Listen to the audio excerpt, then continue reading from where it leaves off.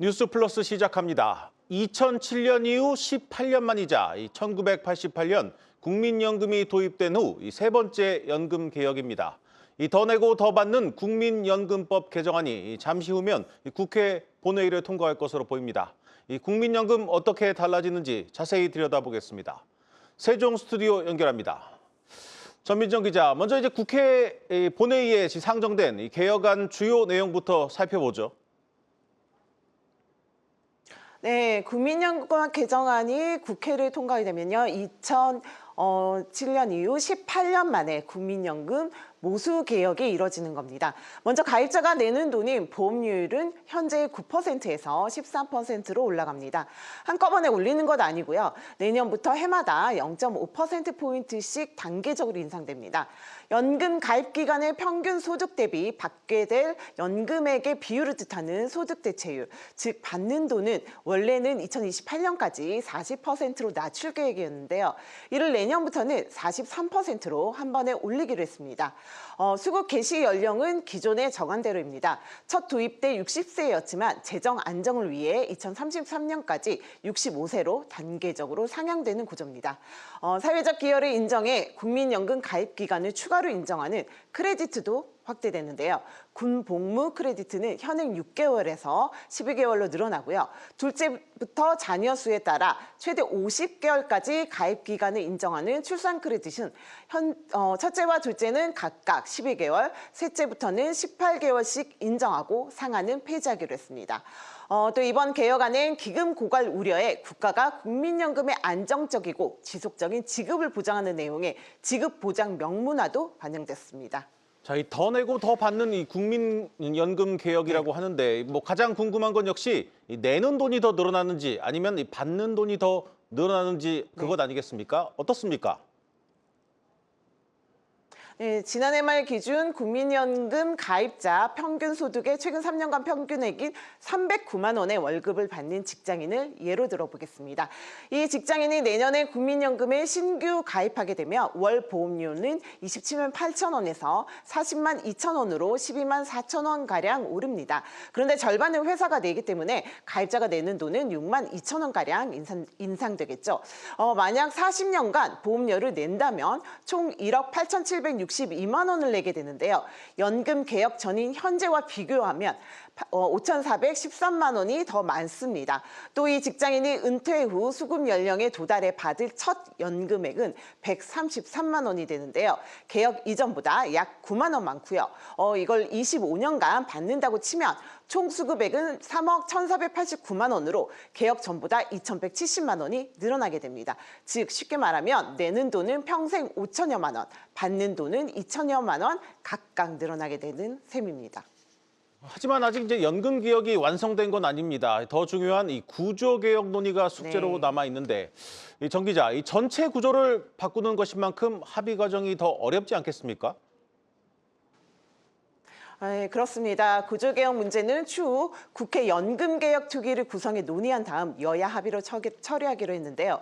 특위는 국민의힘 6명, 민주당 6명, 비교섭단체 1명에 위원장은 국민의힘이 맡기로 했습니다. 활동기한은 올해 연말까지지만 필요할 경우 연장할 수 있도록 했고요. 모수개혁이 현행 제도의 골격은 유지하되 숫자를 바꾸는 일종의 미세 조정이라면 구조개혁은 전체 연금의 구조를 바꾸는 작업인데요. 인구 구조와 경제 상황에 따라 보험료율과 연금의 수급 연령을 자동으로 조정하는 자동 조정 장치 도입 문제뿐만 아니라 기초연금과 퇴직연금, 직역연금, 개인연금까지 다층적 소득 보장 체계 개편과 재정 안정 문제까지 포함되기 때문에 그만큼 논의 자체가 광범위하고 복잡합니다. 특히 모수개혁과 달리 여러 계층의 이해관계가 얽혀 있어 여야는 물론 사회적 합의를 담아내기도 어렵다는 점은 향후 논의에 걸림돌로 작용할 것으로 보입니다. 자, 그런데 이제 벌써부터 자동 조정 장치를 두고 여야는 물론 이 각계에서 서로 다른 목소리가 나오고 있습니다. 이건 왜 그런 겁니까? 네. 이제 보건복지부에 따르면 이번 개혁으로 국민연금 기금 적자 전환 연도는 2048년, 기금 소진 연도는 2064년이 되는데요. 당초 예상보다 각각 7년, 9년 늦춰지는 겁니다. 다만 기금이 소진된 이후 그에 거둬들인 보험료만으로 국민연금 급여를 주는 상황에서 필요한 보험료율은 현재는 2078년 35%인데요. 개혁 이후엔 37.5%로 다소 높아지게 됩니다. 이번 모수 개혁만으로 재정 안정을 담보하기 어려워진다는 얘기인데요. 때문에 정부는 자동 조정 장치 등 추가 조치가 필요하다는 입장을 고수하고 있습니다. 정부는 자동 조정 장치를 도입하더라도 최소한 낸만큼은 받을 수 있다면서 연금 수령액이 줄어들지는 않을 것이라고 강조해 왔습니다. 그러나 일부 전문가와 시민단체는 자동 조정 장치를 자동 삭감 장치라고 부르면서 수령액이 줄어들 것이라며 반대의 목소리를 내고 있습니다. 여야 간에도 자동 조정 장치를 두고 의견이 엇갈리고 있는데요. 여당은 모수 개혁만으로는 미흡한 재정 안정을 위해 반드시 도입해야 한다는 입장이지만 야당은 이 장치가 사실상 연금을 삭감하고 국민 부담을 늘릴 것이라며 반대하고 있고요. 아울러 정부가 제시한 세대별 보험료율 차등 인상도 야당과 시민단체를 중심으로 중장년 세대의 돌봄 부담을 감안하지 않은 방안이라는 이유로 거세게 반발하고 있어 논의가 진척되지 못하고 있는 상황입니다. 이 때문에 일각에선 앞으로 자동 조정 장치나 연금 투기 합의 문구 등의 이견으로 연금 개혁이 난항을 거듭할 수 있다는 전망도 나옵니다. 지금까지 세종 스튜디오에서 전해드렸습니다.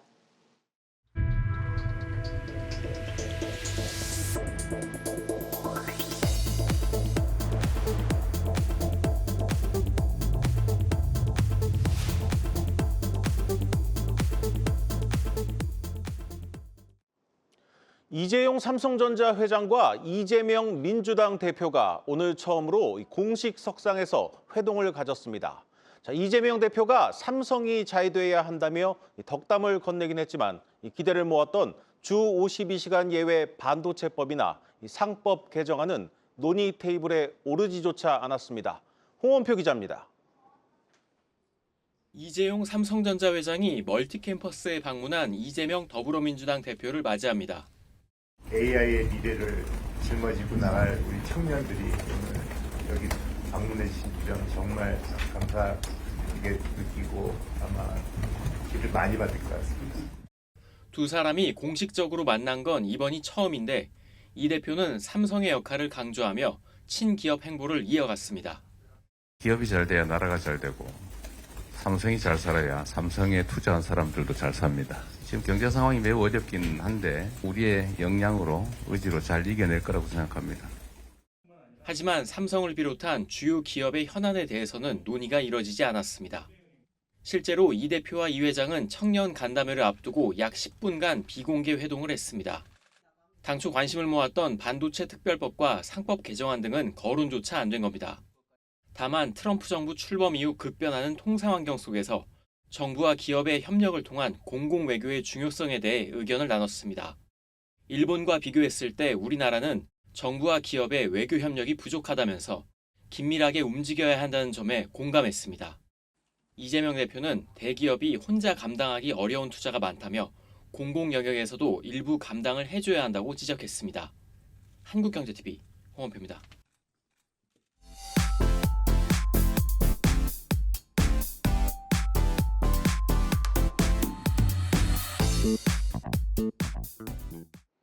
오늘 증시 이슈 짚어보는 마켓톡톡 시간입니다. 오늘 코스피는 FOMC 회의 결과를 완화적이라고 해석하며 상승 마감했습니다.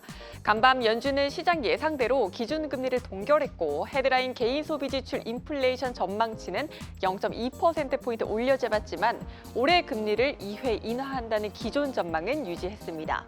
시장은 연준이 관세로 인한 인플레이션 충격이 일시적이라고 받아들였다며 이번 FOMC 결과를 비둘기파적이었다고 해석했습니다. 파월 의장이 최근 경기 침체 가능성 안정성에 대해 크게 우려하지 않는다는 입장을 보인 것도 매수세를 자극한 것으로 풀이됩니다. 훈풍이 전해진 우리 증시, 외국인의 자금도 연이어 들어왔는데요. 특히 오늘도 외국인의 원픽은 삼성전자였습니다. 연일 외국인의 자금이 쏠리고 있는 삼성전자, 드디어 5개월 만에 6만 전자를 회복했습니다. 계속해서 전해드리고 있는 반도체 업황 개선 기대와 지난해 반도체 겨울론을 촉발시킨 모건 스탠리까지 최근 전망을 긍정적으로 선회했다는 점 등이 투심을 자극한 것으로 풀이됩니다. 한편 오늘 GTC 기자간담회에서 젠슨왕 엔비디아 CEO가 삼성의 참여를 기대하고 있다며 또 한 번 삼성전자를 언급했죠. 일각에선 원론적 수준의 언급이라는 실망스럽다는 평가가 나오는 한편 HBM3 납품 시기가 임박했다는 기대감 또한 제기되고 있습니다. 5개월 만에 6만 전자를 회복한 삼성전자. 당장 2분기까지 실적 부진에서 벗어나지 못하겠지만 3분기는 실적 반등에 조짐을 보일 것이라 전망이 나옵니다. 또 레거시 반등에 따른 기대감이 높아진다면 주가가 8만 원까지 도약할 것이란 분석도 제기되고 있습니다. 때마침 반도체 업황 풍향계 마이크론이 우리 시간 내일 새벽 5시 30분 실적을 발표합니다. 마이크론은 삼성전자, SK하이닉스와 같이 디램과 낸드 플래시를 모두 생산하고 있는 데다 회계 기준상 실적 발표가 한 달가량 빨라 메모리 업황의 가늠자로 통합니다. 메모리 업황 조기 개선에 대한 기대감이 커지는 상황에서 나올 실적과 다음 분기 가이던스에 따라 반도체 주가 바닥을 딛고 상승 전환으로 이어질 것이란 기대감이 커지고 있습니다. 지금까지 마켓 톡톡이었습니다.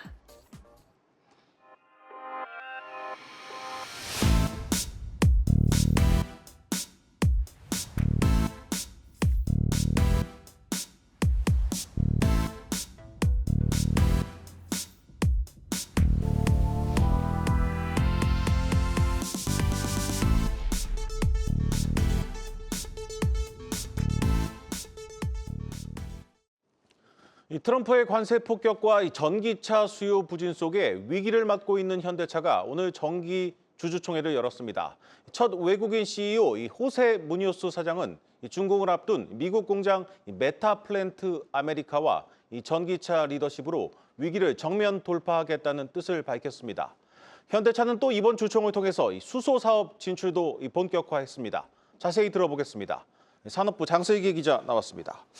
장 기자, 이 무니오스 사장의 사실상 첫 주총이었는데 무니오스 사장이 내놓은 이 위기 돌파 전략은 구체적으로 무엇입니까? 네, 말씀하신 대로 취임 후 첫 정기 주총이었습니다. 이 무니오스 사장은 전기차 리더십 강화와 이 글로벌 파트너십 확대 그리고 미국 관세 대응 전략까지 직접 설명을 했는데요. 발언 먼저 들어보겠습니다.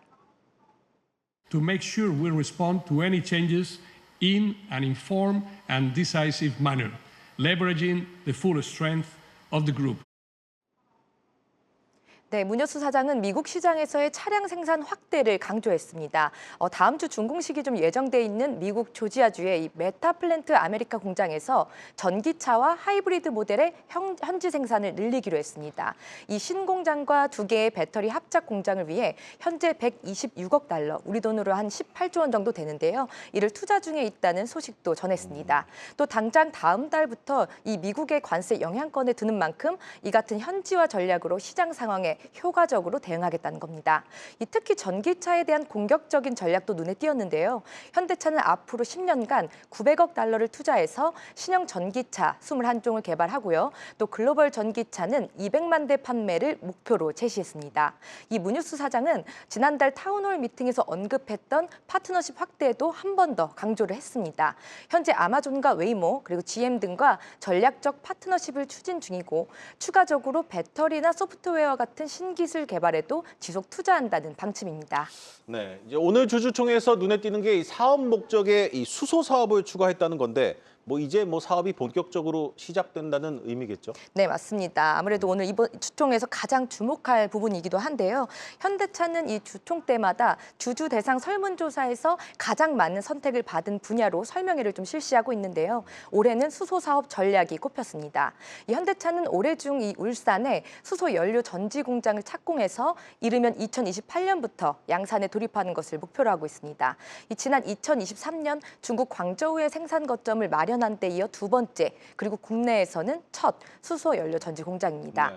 이 직접 수소연료 전지를 생산하고 또 이를 통해 수소차나 수소버스, 나아가 미래 항공 모빌리티에도 활용할 예정입니다. 이번 정관 변경을 통해서 단순히 수소연료 전지를 개발하는 것에 그치지 않고 에너지 사업으로 확장하려는 의지를 보인 것으로 풀이되고 있습니다. 자, 이번에 현대차 이사회의 면면이 새롭게 바뀐 것도 주목할 만한 부분입니다.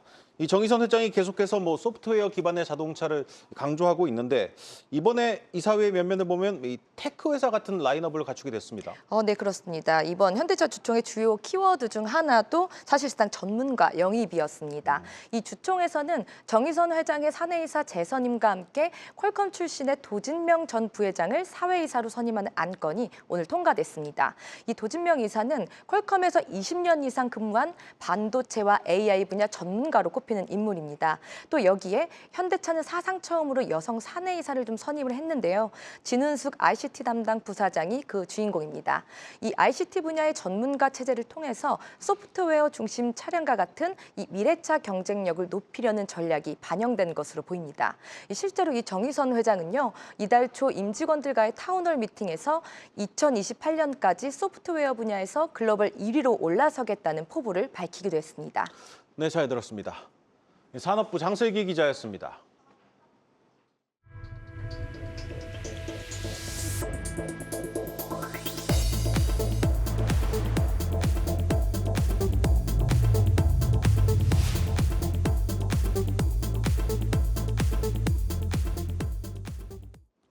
서울 강남 3구와 용산구 전역에 대한 전격적인 토지거래 허가구역 지정으로 지금 서울 부동산 시장엔 대혼란이 벌어지고 있습니다. 이번 주말까지 집을 사겠다는 사람들과 집값을 내려서라도 팔겠다는 사람들이 뒤섞이면서 이 강남과 용산 일대 부동산은 북적이고 있습니다. 그 현장을 강미선 기자가 다녀왔습니다. 서울 용산구의 한 아파트입니다. 오는 24일 토지거래 허가구역 지정을 앞두고 서둘러 집을 사려는 사람들이 몰리고 있습니다. 네, 어제 계약서 급하게 어제 써가지고 오늘도 또 계약이 있어요. 어제 같은 날에 한 10대 분이 그냥 몰려오더라고요. 걱정하진 않아요. 그동안 많이 올랐어요. 25평형이 지금 21억에 나오고 있다고. 원래 18억 5천, 19억도 높다고 했거든. 갑작스럽게 마음대로 집을 사고 팔 수 없게 된 지역 주민들은 정부와 서울시에 불만을 털어놓고 있습니다. 정책을 어떻게 쓰는 거야? 5월 달에 풀든지 그래야지. 한 달 만에 그거 하면 안 되지. 다음에 또 어떡하려고? 또 묶어? 또 풀어? 이제 같이 뛰는 거야, 계속. 용산과 함께 처음으로 토지거래구역으로 지정된 서초구도 혼란스럽긴 마찬가지입니다. 이번 주말까지 집을 팔기 위해 집값을 1억에서 2억 원씩 낮추는 집주인들이 나오고 있습니다. 24평도 제가 40억인데 오늘도 이제 팔려고 하는 주인이 금액을 조정을 해주겠다 그렇게 지금 연락을 왔어요. 실거주 입장에서는 지금 당장 안 사도 되는 거잖아요. 빨리 팔고자 하는 사람 입장에서는 가격을 조정을 해준다. 그래봐야 1, 2억 정도겠죠. 한 달여 만에 다시 규제 지역으로 지정된 강남구 대치동의 한 아파트 상황도 비슷합니다. 매수하려는 사람은 조금 이제 재는 것 같고요. 매수하려는 사람은 입이 여기가 내려서라도 이번에 팔겠다 이런 분들이 좀 있으신 것 같아요. 이번 주 서울 아파트 값은 더 큰 폭으로 올랐습니다. 강남 3구는 7년여 만에 최고 상승률을 기록했고 용산도 지난해 8월 이후 가장 큰 폭으로 뛰었습니다. 토어제 재시행으로 당장 상승세는 한풀 꺾이겠지만 오히려 풍선 효과가 나타날 것이란 우려도 나오고 있습니다. 거래가 줄면서 매물이 증가하는 현상이 나타날 가능성이 있습니다. 매물이 증가하게 되면 향후에 한 2, 3개월 후에 가격이 하락할 수도 있습니다. 문제는 토지거래 허가구역이 지정된 적이 문제가 아니라 지금 가격이 상승하는 국면에서 서울시 전역으로 번지고 있는 가격 상승이 풍선 효과가 나타날 가능성이 있습니다. 오히려 규제 지역의 전세 매물은 줄고 수요는 늘면서 당분간 전세값 강세가 이어질 것이란 전망도 나오고 있습니다. 한국경제TV 강미선입니다. 엔비디아가 올해 미국 보스턴에 양자 컴퓨팅 연구실을 설립하고 본격적으로 양자 컴퓨터 시장에 뛰어듭니다. 특히 우리 시간으로 내일 새벽 열리는 엔비디아의 양자데이가 큰 주목을 받고 있는데 젠슨 왕이 내놓을 청사진이 궁금해집니다. 중권부 정재용 기자 나왔습니다. 정 기자, 사실 젠슨왕이 양자 컴퓨터 상용화에 뭐 수십 년 걸린다고 해서 이 관련주가 폭삭 내려앉았던 게 엊그제 같은데 지금의 젠슨왕은 전혀 다른 사람인 것 같습니다. 그렇습니다. 이제 올해 초에 미국 라스베이거스에서 열린 CES 2025에서 젠슨왕 CEO가 뭐 양자 컴퓨터 상용화는 20년이 더 걸릴 것이다 뭐 이런 식으로 언급한 바 있죠. 당시 이제 활활 타오르던 양자컴 시장에 찬물을 끼얹는 발언이었는데 겉모습만 보면 엔비디아가 좀 지금은 정반대 행보를 보이고 있습니다. 엔비디아는 현재 진행 중이고 있는 최대 개발자 행사 GTC 2025에서 가속 양자 연구센터를 설립한다고 밝혔습니다. 올해 연말까지 미국 보스턴에 센터를 개설한다는 목표인데 센터 이름만 보면은 엔비디아가 직접 양자 컴퓨터를 개발하는 것 같지만 그렇지는 않습니다. 이제 하버드나 MIT 같은 대학의 실험을 지원하면서 동시에 인공지능 슈퍼컴퓨터와 통합한 가속 양자 슈퍼컴퓨팅을 실현한다는 목표입니다. 그러니까 뭐 인공지능 슈퍼컴퓨터와 이 양자 컴퓨터 뭐 중간 단계를 개발하겠다는 얘기네요. 그렇습니다. 이제 큐비트 연산 단위를 쓰는 양자 컴퓨터는 그 특성상 슈퍼컴퓨터 대비해서 수십조 배까지 성능이 뛰어나다고 알려져 있잖아요. 그러나 이제 속도가 빠른 만큼 오류율도 높다는 게 이제 상용화의 가장 큰 걸림돌로 꼽혔는데 엔비디아는 이런 양자 컴퓨터의 오류를 인공지능 슈퍼컴퓨터로 보완할 수 있다고 생각하고 있습니다. 이렇게 통합된 시스템을 이제 하이브리드 양자 컴퓨팅이라고 하는데요. 새로 설립되는 연구센터는 해당 하이브리드 시스템 상용화에 집중을 합니다. 사실 엔비디아가 이제 지난해부터 양자 컴퓨팅에 많은 관심을 보여왔습니다. 쿠다 Q라는 플랫폼을 선보인 게 대표적인데요.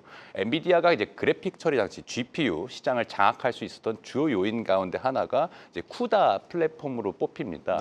이 쿠다 플랫폼은 양자컴 시장에서도 이제 플랫폼을 엔비디아가 미리 선점하겠다는 의지로 풀이가 되는데 무엇보다 이제 하이브리드 시스템을 도입하게 되면 양자컴 시대에도 GPU 수요를 지속적으로 창출하겠다는 이제 계산도 좀 깔려 있다고 해석을 할 수 있습니다. 엔비디아가 발표한 하이브리드 시스템에는 최신 AI 가속기인 블랙웰 200이 탑재가 됩니다. 그러니까 뭐 아직까지 양자 컴퓨터가 언제 본격적으로 상용화될 것이다 점치긴 어렵지만 이 상용화로 가는 과정에도 뭐 GPU 소요가 꾸준히 또 충분히 있을 것이다. 뭐 이런 얘기 아니겠습니까? 그렇습니다. 이제 시장이 예전처럼 뭐 환호를 하고 있지는 않지만은 엔비디아는 이번 개발자 행사에서 2028년까지 인공지능 로드맵을 이제 발표를 했잖아요. 내년에 출시하는 GPU 루빈에 이어서 내후년에는 파이먼까지 내놓기로 했습니다. 엔비디아 인공지능 가속기 수요에 대한 의구심을 2, 3년 뒤의 모델까지 보여주면서 일축시키는 건데 이제 오늘 현지에서 이제 젠슨왕 CEO가 또 기자간담회를 가졌거든요. 여기에서 이제 젠슨왕 CEO는 엔비디아가 더 이상 반도체 제조 기업이 아니라 인공지능 인프라 기업이라고 강조를 했습니다. 그러니까 사업 영역을 현재 이제 데이터 센터뿐만 아니라 로봇과 자동차 그리고 양자 컴퓨터까지 넓혀가고 있는 건데 어떤 형태로든 이 미래 사업에 대비하겠다는 의지로 좀 풀이가 됩니다. 내일 올 그 양자데이 이후에 뭐 내용에 따라서 더 오를 수도 있겠지만 올 초 뭐 젠슨왕 발언 이후 이제 급락했던 양자 컴퓨터 관련 기업 주가는 최근 회복되고 있는 추세죠. 그렇습니다. 여전히 뭐 변동폭이 매우 큰 편이지만 우리 시간으로 이제 내일 새벽에 열리는 엔비디아 퀀텀데이, 양자데이를 앞두고 최근에는 주가가 많이 상승을 했습니다. 우리 시장에서도 이제 한 개밖에 없었던 미국 양자 컴퓨팅 상장지수 펀드 ETF가 지금은 꽤 많이 늘었는데 그만큼 시장의 관심이 꽤 크다라고 볼 수가 있죠. 재밌는 점이 이제 최근에 양자 컴퓨터 ETF 수익률을 이끄는 주도주가 아이온큐에서 이제 D-Wave 퀀텀이라는 기업으로 바뀌었다는 건데요. 최신 양자 어닐링 기술을 사이언스지에 발표를 하면서 이제 주가가 현재 20일 기준 논문 계절 대비 70% 이상 올랐습니다. 이게 이제 D-Wave 퀀텀 비중이 높은 뭐 신한자산운용의 소울 미국 양자 컴퓨팅 탑 10 같은 그런 ETF가 좀 상대적으로 수익률이 좀 높았습니다. 엔비디아 양자데이는 이제 젠슨왕 CEO를 비롯해서 뭐 D-Wave 퀀텀, 리게티 컴퓨팅 그리고 아이온큐의 CEO들이 대거 출동을 합니다. 양자 컴퓨팅에 투자하고 있는 투자자라면 관심을 갖고 지켜봐야 하는 행사라고 볼 수 있겠습니다. 네, 잘 들었습니다. 증권부 정재용 기자였습니다.